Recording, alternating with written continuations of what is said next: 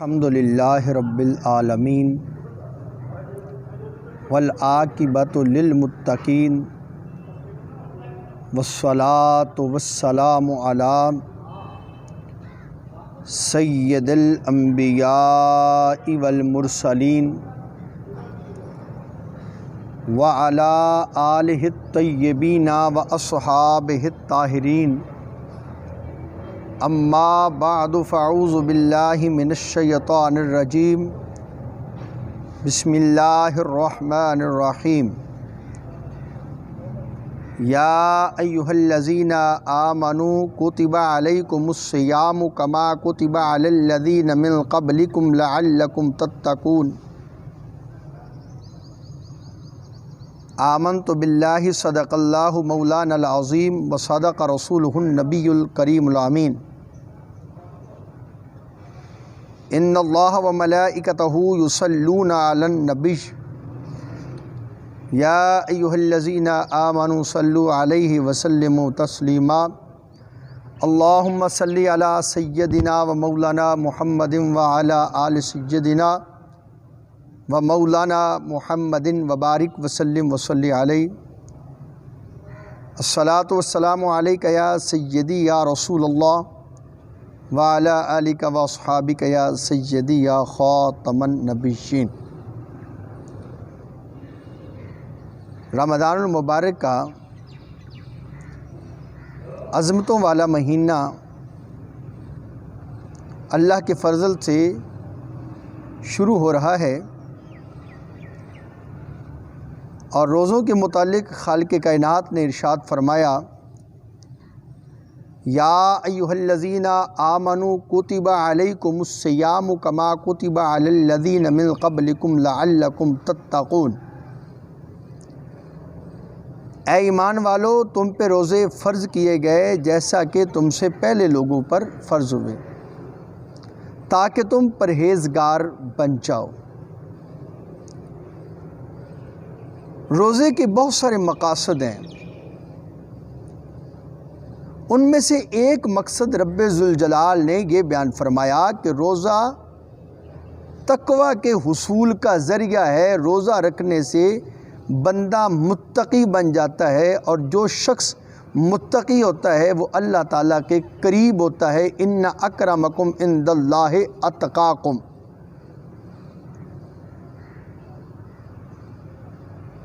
تو معلوم چلا کہ روزہ کسی شخص کو رب ذوالجلال کے قریب کر دیتا ہے، تو اللہ کے قرب کا بہترین ذریعہ روزے کو قرار دیا گیا۔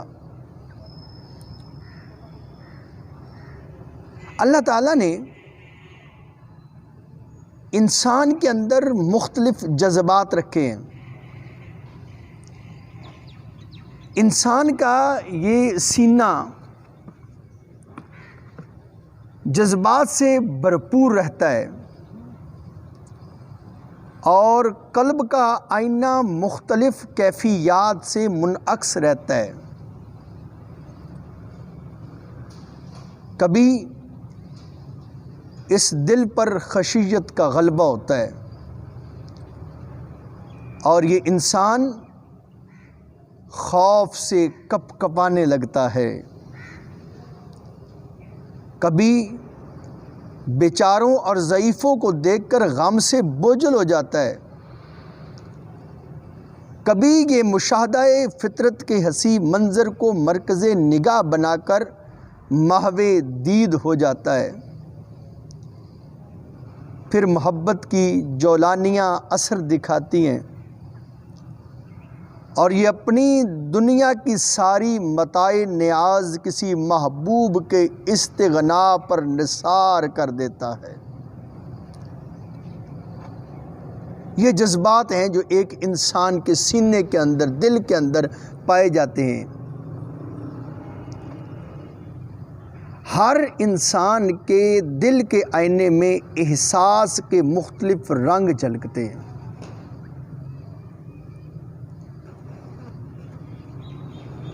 اور وہ رنگ کیا ہیں، وہ کیفیتیں کیا ہیں؟ نمبر ایک، ہر انسان کے دل کے اندر خوف موجود ہوتا ہے. ہر انسان کے اندر اللہ نے غصے کو فطری طور پر رکھا ہے. ہر انسان کے اندر رب ذوالجلال نے رحم جو ہے وہ رکھا ہوا ہے، اور ہر انسان کے اندر رب ذوالجلال کی طرف سے محبت کے جذبات جو ہیں وہ پائے جاتے ہیں. اسلام ایک فطری مذہب ہے. اس نے انسان کو عبادات کا ایک ایسا حسین اور جامع گلدستہ دیا ہے جس کی خوشگوار مہکوں نے دل کے ہر جذبے میں اپنا مقام بنا لیا ہے. اللہ نے یہ جو فطری طور پر انسان کے اندر کچھ چیزیں رکھی ہیں تو مالک نے فطرتاً ان کے اظہار کے بھی کچھ انداز ہمیں عطا فرما دیے.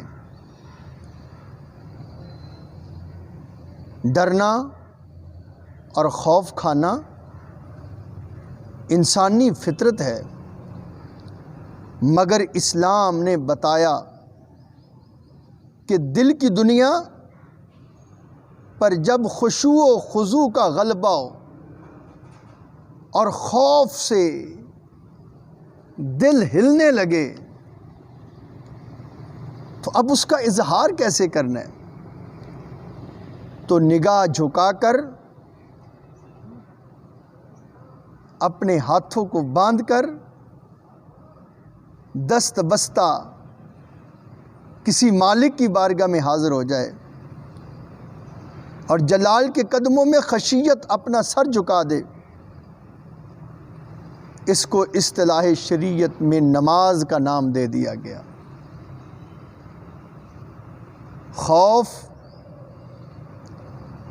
اور خشوع کی کیفیت کا اگر اظہار دیکھنا ہو تو نماز میں یہ اظہار ہمیں نظر آتا ہے.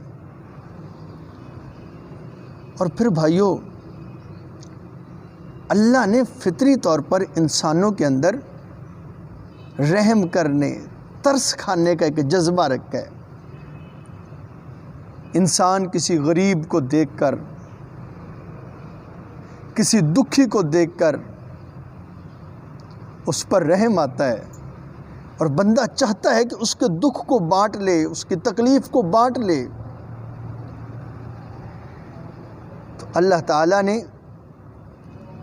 اس کے اس جذبے کا مرکز ایسے لوگوں کو بنا دیا کہ سب سے پہلے اپنے اقربا کو دیکھے، اپنے قریب لوگوں کو دیکھے، ہمسایوں کو دیکھے، محلے والوں کو دیکھے، غریب اور مسکین لوگوں کو دیکھے. جب یہ ترس کھانے کا جذبہ اپنا رنگ دکھاتا ہے تو اسلام نے اظہار کے اس طریقے کو زکوٰۃ کا نام دے دیا ہے. کبھی وہ زکوٰۃ دے کر غریبوں کی مدد کر رہا ہے، کبھی صدقہ فطر دے کر غریبوں کی مدد کر رہا ہے، کبھی خود اپنے طور پر جو اللہ نے رزق دیا ہے اس میں سے لوگوں پر خرچ کر رہا ہے. اور تیسرا جذبہ غضب ہے. انسان کے اندر فطری طور پر رب ذوالجلال کی طرف سے غضب اور غصے کی کیفیت پائی جاتی ہے. ہر بندے کے اندر غصہ موجود ہے، اور یہ غصہ جب اپنی حد سے بڑھتا ہے تو بندے کو نافرمانی کی طرف لے جاتا ہے. بعض اوقات گھر کے اندر جب اس غصے کا اظہار ہوتا ہے تو بندہ والدین کا نافرمان ہو جاتا ہے. کبھی کبھار جب میاں بیوی کے درمیان یہ غصہ اپنا رنگ دکھاتا ہے اور اس غصے کا اظہار ہوتا ہے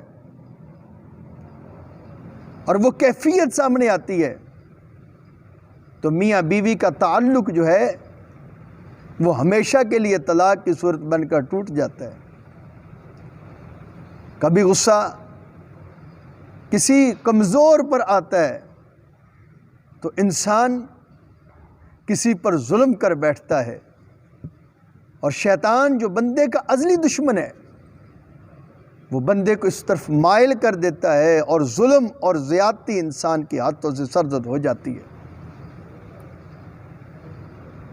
اب اگر غصہ نہ آئے تو یہ تو انسان کی فطرت کے خلاف ہے، اس کو کنٹرول کیسے کرنا ہے؟ آخر اس کا اظہار بھی تو کرنا ہے۔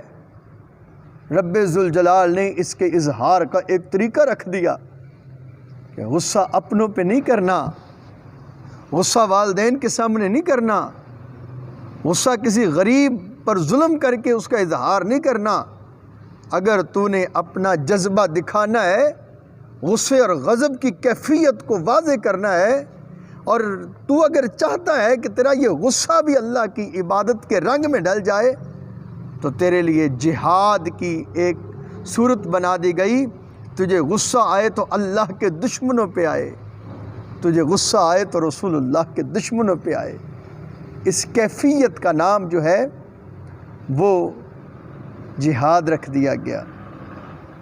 اور چوتھا وہ احساس ہے، وہ لطیف جذبہ ہے جو کبھی قیس کو مجنوں بنا کر صحراؤں کے اندر چکر لگواتا ہے، دیوانہ بنا دیتا ہے، اور کبھی کسی کو کسی کے رنگ میں کسی انداز میں دنیا سے بے خبر کر دیتا ہے۔ اور بعض اوقات جب یہ کیفیت ظاہر ہوتی ہے تو بندہ ایک مادی عشق کی خاطر اپنا سب کچھ بھول جاتا ہے۔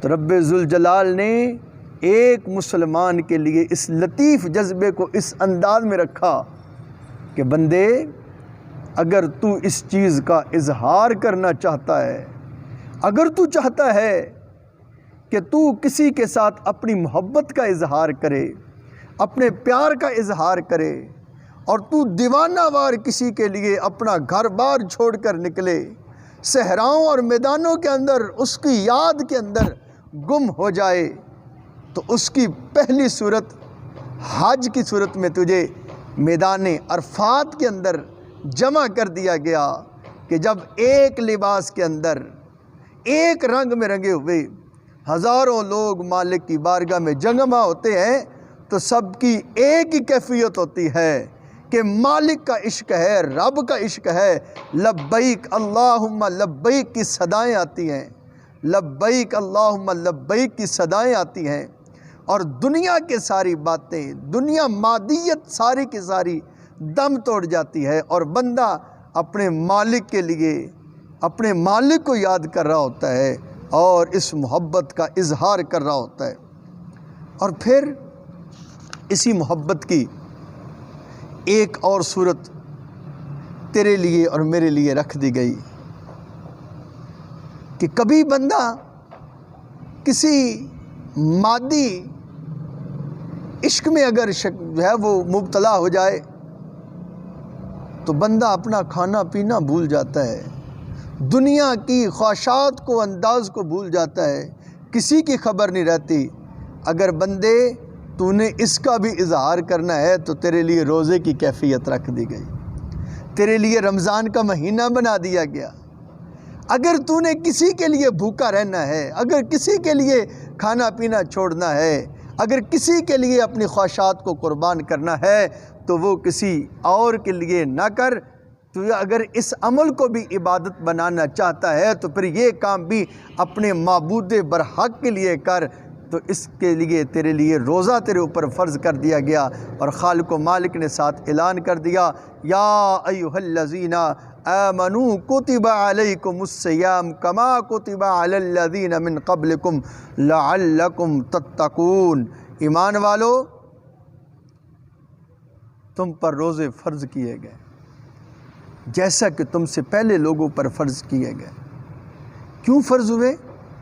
تاکہ تم پرہیزگار بن جاؤ۔ احباب، اس تقوی کے اندر بڑی باتیں اور بہت کچھ پوشیدہ ہے۔ میں اور آپ مسلمان ہیں،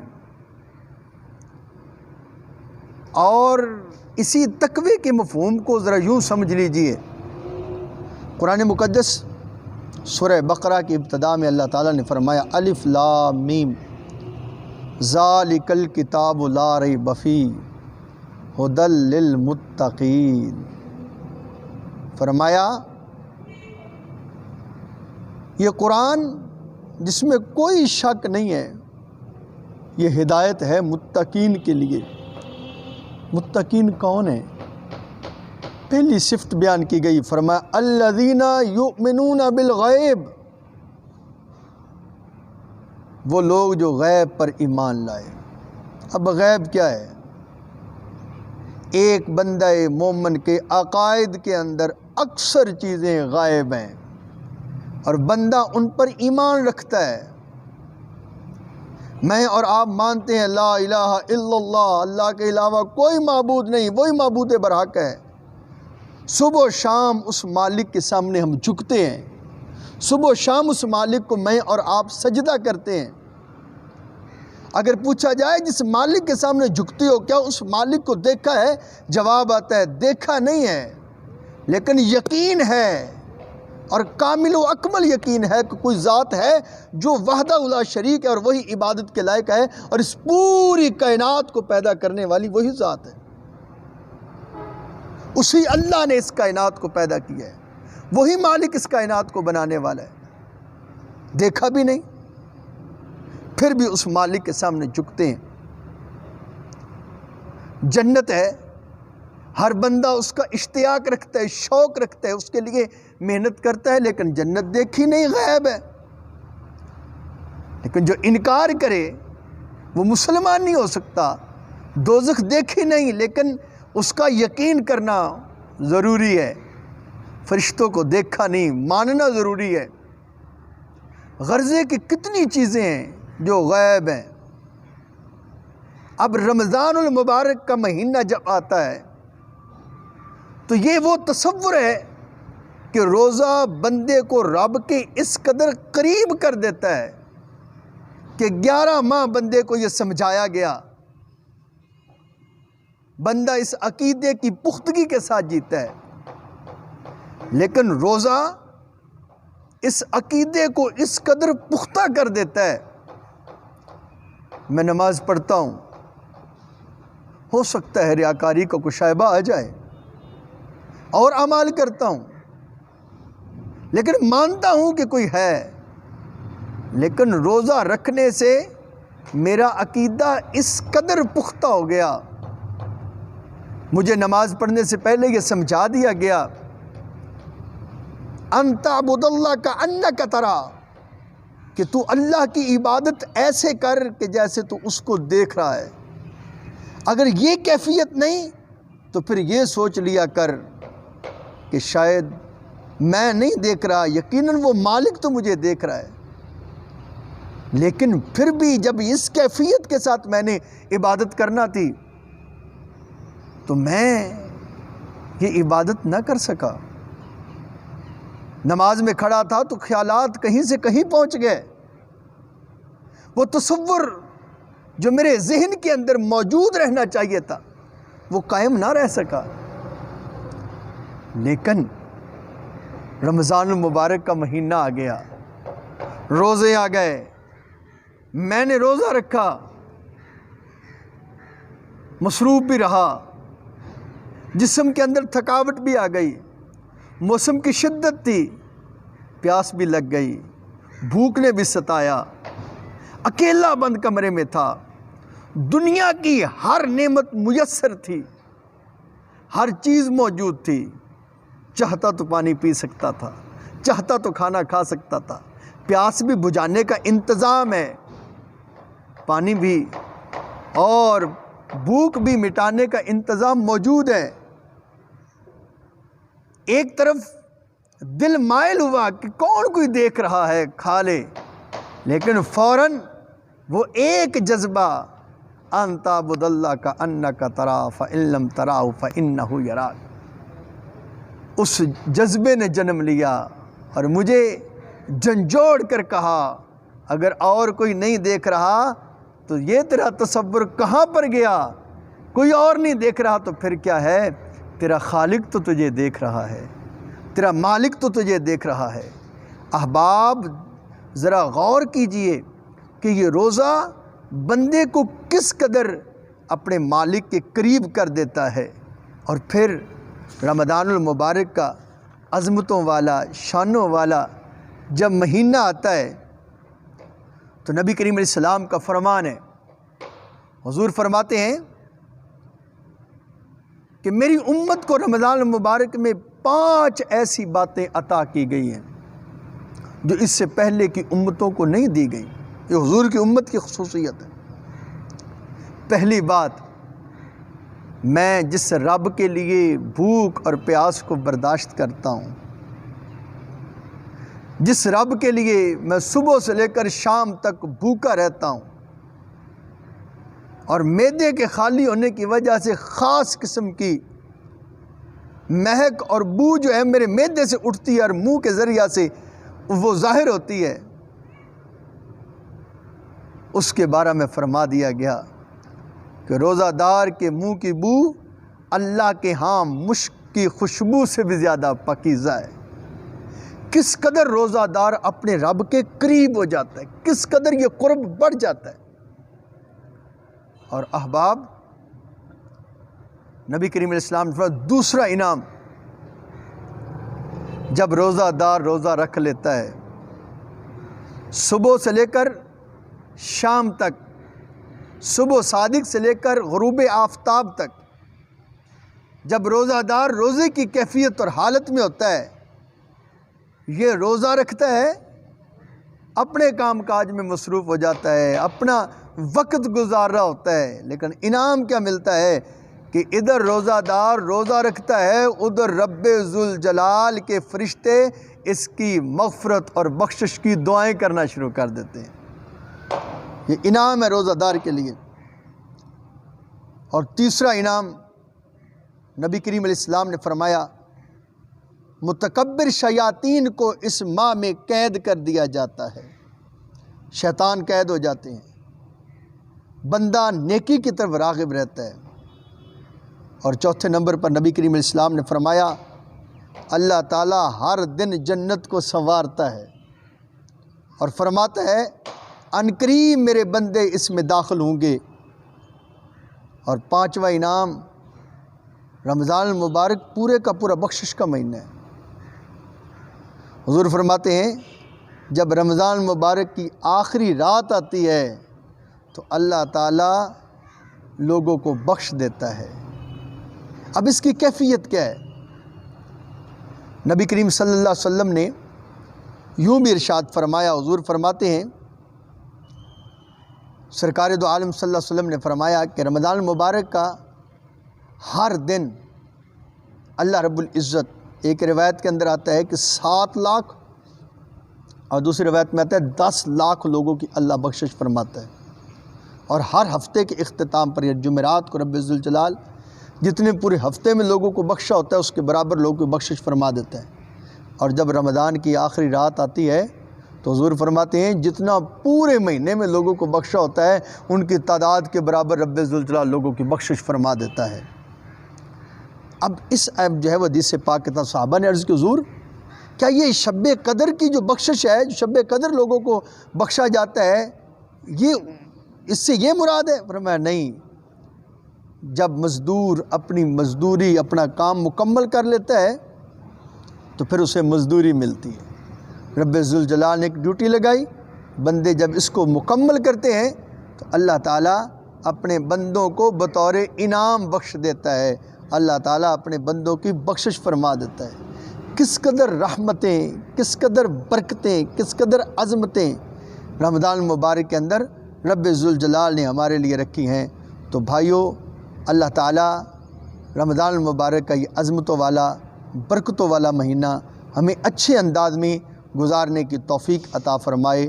وآخر دعوانا ان الحمدللہ رب العالمین وصلی اللہ تعالیٰ علی حبیبہ محمد وآلہ وصحبہ اجمعین۔